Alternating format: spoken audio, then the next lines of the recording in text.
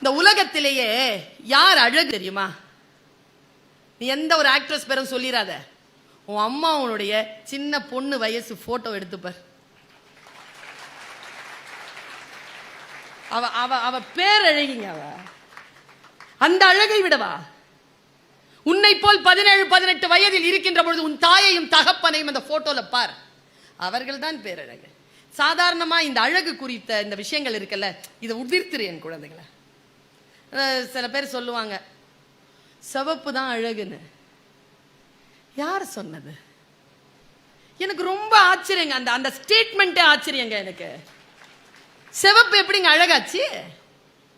சிவப்பு என்பது அழகல்ல, அது நிறம். ஆங்கிலம் என்பது அறிவல்ல, அது மொழி. இந்த கிளாரிட்டி இருக்கட்டும் உங்களுக்கு. என்ன கேட்டீங்கன்னா, கருப்பாக ஏன் நாம் இருக்கிறோம் என்றால், வெப்ப தேசத்தில் உழைப்பாளர்களுக்கு பிறந்த நாம் கருப்பாகத்தான் இருப்போம். கருப்பு என்பது நம் தேசிய நிறம். கருப்பு என்பது நம் சுயமரியாதையின் அடையாளம். அழகா இருக்கணும்னு முயற்சி பண்ணாத, ஆரோக்கியமா இருக்கணும்னு முயற்சி பண்ணு. கண்ணு ரெண்டும் தெரியுதா? கண்ணாடி இல்லாம நீ தான் அழகி. வாயில 32 பல்லம் இருக்குதா? பேரழகி. யார் பேசினாலும் புரியுதா? உலக அழகி. மற்றவங்க புரிஞ்சுக்கிற மாதிரி பேச தெரியுதா? பிரபஞ்ச அழகி. இவ்வளவுதானே. கருப்பு அழகு இல்லை என்று சொல்லுவது மிகப்பெரிய அடிமைத்தனத்தினுடைய வெளிப்பாடு. எனக்கு ரொம்ப பெருமைங்க, நம்ம நாட்டிற்கு இப்பொழுது ஜனாதிபதியாக வந்து சேர்ந்திருக்கக்கூடிய பெண் தான் நம்முடைய இனத்திற்கான மிக முக்கியமான அடையாளம். ஒரு பழங்குடி பெண் எப்படி வந்து நிற்கிறா பாருங்க. நம் தாய் இல்லையா? அது இந்த தாய் நாட்டின் தாய் இல்லையா? அவள் எப்படி இருக்கிறாள்? அதுதான் நம் அடையாளம். நாம் சில விஷயங்களில் மன தெளிவோடு இருக்கணும். உங்களை எத்தனை பேருக்கு அம்மா இல்லைன்னு எனக்கு தெரியாது? அம்மா இல்லாத குழந்தைகள் தயவு செய்து மன்னிக்கணும்.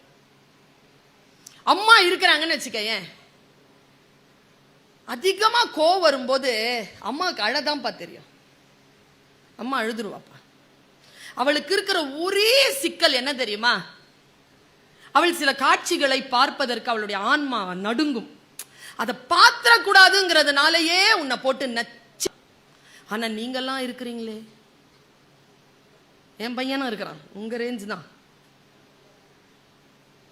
தப்பு பண்ணிட்டா ஏமாத்துறதுக்குன்னு அவனுக்குன்னு இந்த உலகத்துல 2 பேரை கடவுள் கொடுத்துருக்கான். ஒன்னு அவன் அப்பா, இன்னொன்னு அவங்க அம்மா. தப்பு பண்ணாதான் வந்து நிப்பான் சார் என் பையன் முன்னால. அவனை ஆஸ்பத்திரியில குழந்தை பிறந்து 2வது நாள் அவனை கையில தூக்கிட்டு வரும்போது அந்த மூஞ்சி இருந்ததுல, அதே மூஞ்சியோட நிற்பான்.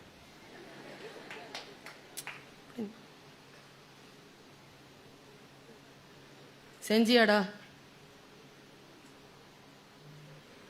என்ன பண்ண முடியும்? அவனை என்ன பண்றது?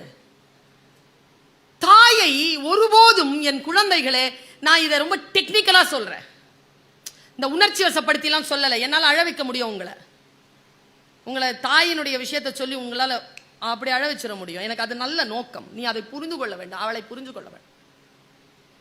ஜெயந்தா சொன்னான், எல்லா தெய்வங்களும் அந்த கருவறையில் இருக்கும், அந்த கருவறையே இந்த தெய்வத்திற்குள் இருக்கும்.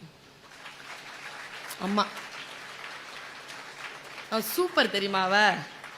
நீ இன்னும் ஒரு 5-10 வருஷம் திருமணமாயி உன் மனைவிக்கோ அல்லது நீங்கள் திருமணமாயி உங்கள் கணவனுக்கோ உங்கள் உடலை ஒருவருக்கு ஒருவர் தந்து அதில் ஒரு ட்ரஸ்ட்டை ஃபார்ம் பண்ணுவீங்கல்ல, ஒரு ஒழுக்கத்தை ஃபார்ம் பண்ணுவீங்கல்ல, அதை விட முக்கியமானதை நான் ஒரு விஷயத்த சொல்றேன். அந்த ஆண் பெண் ஒழுக்கத்தை விட முக்கியமான விஷயம் இந்த உடல் இருக்குல்ல, நீங்க வச்சுட்டு உட்கார்ந்து இருக்கிறீங்களே, அது உங்களுக்கு சொந்தமானதல்ல, உங்களுக்கு வரப்போகின்ற இணைக்கு சொந்தமானதல்ல, அது முழுமையான சொந்தம். உங்களை பெற்றெடுத்த அந்த தாய்க்கும் அந்த தந்தைக்கும் தான் இந்த உடல் சொந்தம். அந்த உடலை தயவு செய்து நீங்கள் கெடுத்துக் கொள்ளாதீர்கள்.